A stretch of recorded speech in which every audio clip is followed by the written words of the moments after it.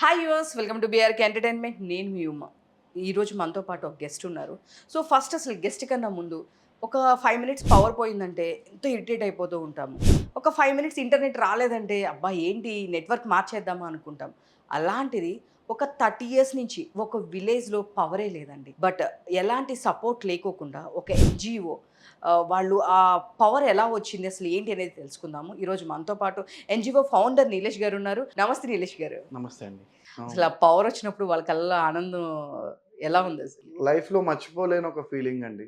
ఒక పాప ఎగురుతూ డాన్స్ చేసింది ఆ లైట్ చూసి.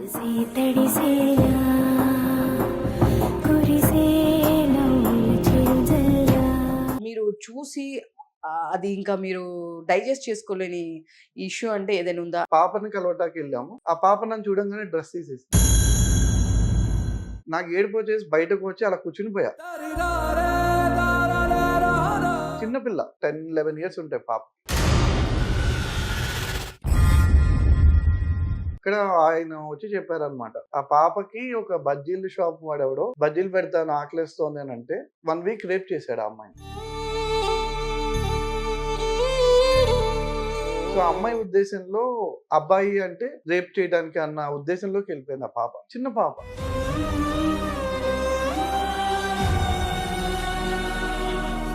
అదే టైంకి మన 'నిర్భయ' ఇన్సిడెంట్ అయింది. సో, 'నిర్భయ' ఇన్సిడెంట్ జరిగితే అందరూ క్యాండిల్ వాక్ చేస్తున్నారు, అరుస్తున్నారు, ప్లే కార్డ్‌లు పట్టుకున్నారు. నాకనిపించింది 'నిర్భయ' అక్కడ ఢిల్లీలో జరిగింది కాబట్టి మీ అందరికీ తెలిసింది. మన ఊర్లో జరుగుతుంది.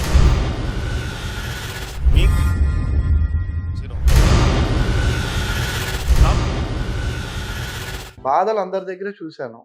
పాపం ఏ చైల్డ్‌ని కదిలిచ్చినా వాళ్ళ కళ్ళ ముందు వాళ్ళ పేరెంట్స్ చనిపోవటం.